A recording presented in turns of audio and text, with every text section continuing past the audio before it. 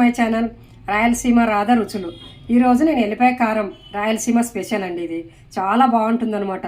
అప్పుడప్పుడు నోటికి రుచిగా కావాలన్నప్పుడు ఇలాంటి రోట్లను చేసుకొని ఇలాంటివి తింటా ఉంటే నోటికి కూడా బాగా కమ్మగా అనిపిస్తుంది. అందుకే ఈరోజు మేము ఎల్లిపాయ కారం ఎలా చేయాలనుకున్నామో చూపిస్తానండి. ఈరోజు రోలు చూడండి, ఈ రోట్లోనే ఎల్లిపాయ కారం దంచాలనుకున్నాం. ఈరోజు నేనైతే ఈ ఎల్లిపాయ కారం వచ్చి ఈ రోట్లోనే దంచుతాను అనమాట. బాగా అంటే కడిగి శుభ్రం చేసి శుభ్రం పెట్టేసుకున్నాం అంతా మొత్తం. ఇది దీన్ని కొంతమంది అయితే మిక్సీలోనైనా వేసుకోవచ్చు, రోల్ లేకున్న వాళ్ళు. రోల్ ఉన్న వాళ్ళు ఇట్లా దంచుకుంటే బాగుంటుంది అనమాట. టేస్టీగా దంచుకుంటే బాగా టేస్టీగా ఉంటుంది అనమాట. ముందుగా దీనికి కావాల్సినవి 3 స్పూన్లు కారం వేసుకుంటాను. ఇదిగో చూడండి, మనకు కావాల్సినంత, మన ఇంట్లో ఎంతమంది ఉంటే ఎంత కావాలో అంత కావాల్సినంత నేను 4 స్పూన్లు కారం వేసినాను.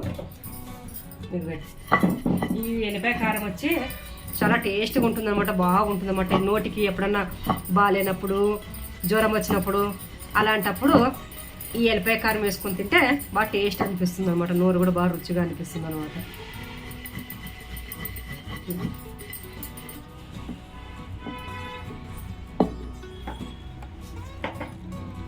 ఇదిగో ఉప్పు, రాళ్ళ ఉప్పు అయితేనే బాగుంటుంది అనమాట దీంట్లోకి.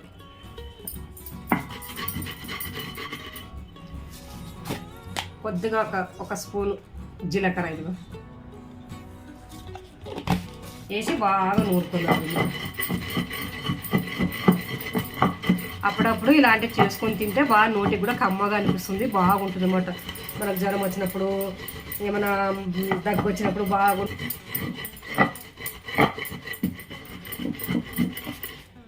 ఇదిగో చూడండి, ఎల్లిపాయలు కూడా వేసేసుకుని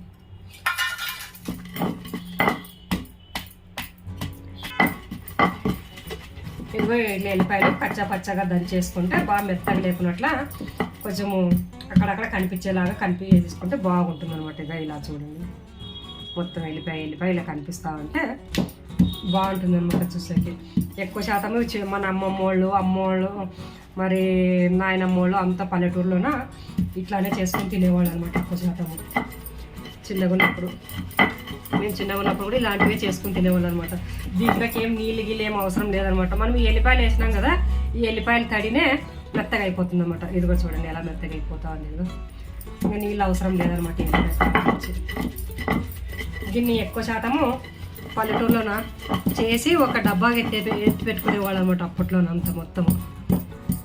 ఎందుకంటే ఎప్పుడన్నా తినడానికి బాగుంటుందని చెప్పి తొందరలోన ఇలాంటి డబ్బాలకు చేసుకుని పల్లెటూరు స్టైల్ అనమాట అప్పుడు. ఇదిగో చూడండి ఎలా అయ్యింది ఇప్పుడు. ఇదిగో ఎల్లిపాయ కారం, ఇదిగో అక్కడక్కడ ఎల్లిపాయలు కూడా తగులుతుంటే బాగా నోటికి కూడా కమ్మగా ఉంటుంది అనమాట తినడానికి. ఇదిగో ఇలా గిన్నెలోకి ఎత్తేసుకున్నది. ఇదిగో మొత్తం గిన్నెలోకి ఇలా తీసేసుకున్నాము. ఇదిగో ఇది చూసారా, ఈ ఎల్లిపాయ కారం వచ్చి ఇలానే మనము దీంట్లోకి మన అన్నంలోకి కానీ, దోశలోకి కానీ, ఇడ్లీలోకి కానీ ఇలాంటివి వేసుకొని తింటారనమాట. దీంట్లో కొద్దిగా నూనె వేసుకొని. మనం అన్నంలోకి అయితే ఇది ఇట్లనే వట్టిదే వేసుకొని దాంట్లో కొద్దిగా నెయ్యి వేసుకొని తింటే కూడా బాగా కమ్మగా బాగా టేస్ట్గా ఉంటుంది అనమాట. నేనైతే ఏం చేస్తానంటే కొంచెం తాలింపు పెడతాను అనమాట. నూనె వేసి తాలింపు వేస్తాను అనమాట దీనికి వచ్చి, ఈ ఎల్లిపాయ కారం వచ్చి. ఇదిగో ఇంకా దీనికి వచ్చి నేను తాలింపు పెడతాను అనమాట దీనికి. ఇలానే చాలామంది కూడా ఇలానే తినేస్తారు చాలామంది. ఈ ఎల్లిపాయ కారం వచ్చి తాలింపు పెట్టుకుందాం అనమాట. దీనికి నూనె వేసి తాలింపు వేసుకుంటే బాగుంటుంది అనమాట. రాయలసీమ స్పెషల్ అండి ఇది వచ్చి ఎల్లిపాయ కారం వచ్చి. ఇప్పుడు మనము ఎల్లిపాయ కారానికి తర్వాత పెడుతున్నామండి. కొద్దిగా నూనె ఎక్కువే పడుతుంది అనమాట కొంచెం. ఇదిగో ఒక 3 స్పూన్ల నూనె. ఇదిగో నూనె కాగింది. కొద్దిగా మినప్పప్పు, కొద్దిగా మెంతులు,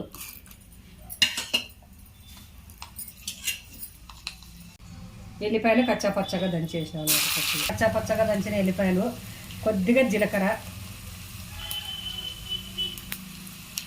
కొద్దిగా ఆవాలు, ఇదిగో ఒక 4-5 ఎండుమిరపకాయలు,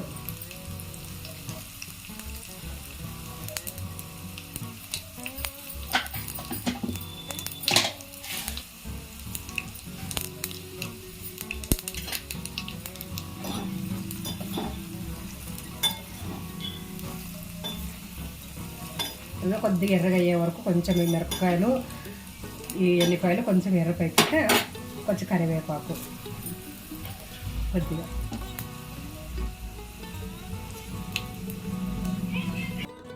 ఇదిగో ఈ తాలింపు అయిపోయింది.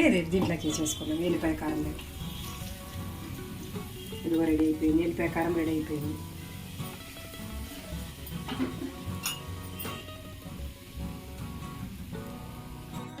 తీసేసుకున్నాను. ఇదిగో మొత్తం ఇలా గిన్నెలకి ఎల్లిపాయ కారం వచ్చి.